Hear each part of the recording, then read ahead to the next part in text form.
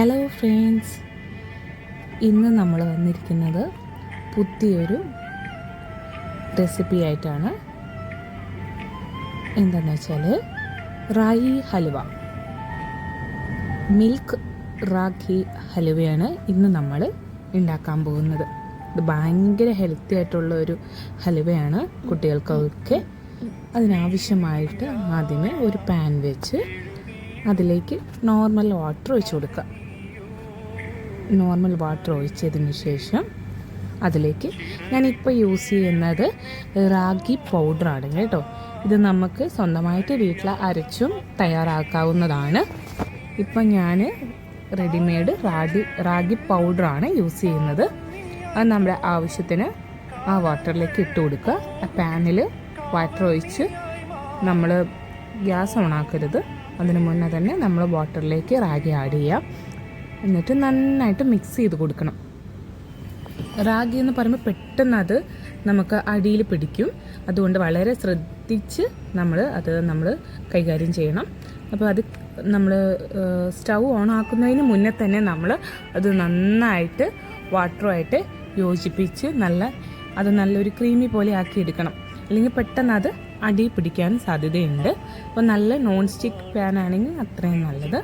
അപ്പോൾ നമ്മൾ മിൽക്ക് വെച്ച് ഉണ്ടാക്കുന്നത് കാരണം അതിൻ്റെ അകത്തേക്ക് മിൽക്കും ആവശ്യത്തിന് നമ്മൾ ആഡ് ചെയ്യേണ്ടതായിട്ട് വരും. അപ്പം നമുക്ക് എത്രയാണോ ക്വാണ്ടിറ്റി നമുക്ക് ആവശ്യത്തിൽ, ഇതിപ്പോൾ മിൽക്ക് തന്നെ നമുക്ക് വേണമെങ്കിൽ ഉണ്ടാക്കിയെടുക്കാം. ഞാനിപ്പം വാട്ടറും മിൽക്കും ഒരേപോലെ എടുത്തിട്ടുണ്ട്. എന്നിട്ട് ഇതേപോലെ നല്ല ലൂസാക്കി എടുക്കണം. കണ്ടോ, ഇപ്പോൾ ഇതേപോലെ നല്ലൊന്ന് കുറുകി വരും. പെട്ടെന്ന് ഇത് കുറുവും. അപ്പോൾ തന്നെ പെട്ടെന്ന് അടി പിടിക്കാൻ സാധ്യതയുണ്ട്. അതുകൊണ്ട് നന്നായിട്ട് ഇളക്കിയെടുക്കണം. പിന്നെ കുറച്ച് വലിപ്പം ഉള്ള നോൺ സ്റ്റിക്ക് എന്തെങ്കിലും പാത്രങ്ങൾ എടുക്കുകയാണെങ്കിൽ അത്രയും നല്ലത്. ഞാൻ എടുത്തിരുന്ന് കുറച്ച് ചെറുതായിപ്പോയി. അപ്പം കുറച്ച് ബുദ്ധിമുട്ടാണ് നമുക്കതൊന്ന് മിക്സ് ചെയ്യാനൊക്കെ. അപ്പം നമുക്ക് പിന്നെ അതിലേക്ക് ബട്ടർ ചേർത്ത് കൊടുത്തിട്ട് നന്നായിട്ട് മിക്സ് ചെയ്യണം. ഒരു 100 ഗ്രാം ബട്ടർ വേണ്ടി വരും. ബട്ടറോ അല്ലെങ്കിൽ നമുക്ക് ഗീയോ ചൂസ് ചെയ്യാം. ഞാനിപ്പോൾ ബട്ടറാണ് ചേർത്തിരിക്കുന്നത്. നന്നായിട്ട് മിക്സ് ചെയ്യാം. അതിന് ശേഷം നമ്മൾ അതിലേക്ക് ശർക്കര പാനിയാക്കിയത് ഒഴിച്ചു കൊടുക്കുക. നന്നായിട്ട് അത് ഒഴിച്ചതിന് ശേഷം ഒരു 2 ടൈമായിട്ട് അത് ഒഴിക്കണം. അതിന് ശേഷം ഞാൻ ചേർത്തിരിക്കുന്നത് കൊക്കോ പൗഡറാണ്. കൊക്കോ പൗഡർ അത് ഓപ്ഷണലാണ് കേട്ടോ. നിങ്ങൾക്ക് ആവശ്യത്തിന് ഉണ്ടെങ്കിൽ മാത്രം ചേർത്താൽ മതി. അതിനുശേഷം ഞാൻ കുറച്ച് കുങ്കുമപ്പൂ, സാഫ്രോൺ ചേർത്തിട്ടുണ്ട്. അതും കൂടി ചേർത്ത് നന്നായിട്ട് ഇളക്കുക.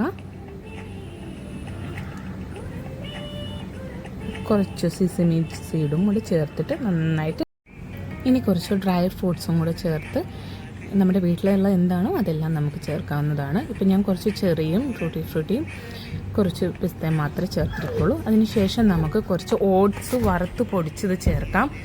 ഓട്സ് വറുത്ത് പൊടിച്ചതും കൂടി ചേർത്തിട്ട് നന്നായിട്ട് മിക്സ് ചെയ്ത് കൊടുക്കുക. അപ്പോൾ കണ്ട് നല്ല സ്മെല്ലായിരിക്കും കേട്ടോ ഇതിന് വരുന്നത്. നമ്മൾ ഇതിൻ്റെ അകത്ത് നല്ല സാഫ്രോണൊക്കെ ചേർത്തിട്ടുണ്ടല്ലോ. അത് കഴിഞ്ഞ് അതിന് ശേഷം ഇത് നല്ലൊരു പാത്രത്തിലേക്ക് ഓയിലോ ഗീയോ തടവിന് ശേഷം നമുക്ക് മാറ്റാവുന്നതാണ്, തണുക്കാൻ വെക്കാൻ വേണ്ടിയിട്ട്. അതിനുശേഷം ടോപ്പിൽ നമുക്ക് ഇതേപോലെ ഗാർണിഷ് ചെയ്ത് കൊടുക്കാം. നമ്മുടെ കയ്യിൽ ഇഷ്ടമുള്ള എന്താണോ നമുക്ക് ഇഷ്ടമുള്ള അതൊക്കെ വെച്ചിട്ട് നമുക്ക് ഗാർണിഷ് ചെയ്യാം. അപ്പോൾ ഞാൻ ചെറിയെല്ലാം വെച്ചിട്ടാണ് ചെയ്യുന്നത്. ഇനി തണുത്തതിന് ശേഷം നമുക്ക് കട്ട് ചെയ്ത് യൂസ് ചെയ്യാവുന്നതാണ്. കുട്ടികൾക്ക് ഭയങ്കര ഇഷ്ടപ്പെടും കേട്ടോ. ഇത് നല്ല ഹെൽത്തിയാണ്. റാഗിയുടെ ടേസ്റ്റ് വരില്ല. കൊക്കോ പൗഡറും സാഫ്രോണിൻ്റെ ടേസ്റ്റൊക്കെ ആയതുകൊണ്ട് കുട്ടികൾക്ക് ഭയങ്കര ഇഷ്ടപ്പെടും. മസ്റ്റ് ട്രൈ ആണ്. നിങ്ങൾ ഒരു പ്രാവശ്യമെങ്കിലും ഇത് ട്രൈ ചെയ്ത് നോക്കിയിട്ട് കമൻസിൽ പറയണം കേട്ടോ.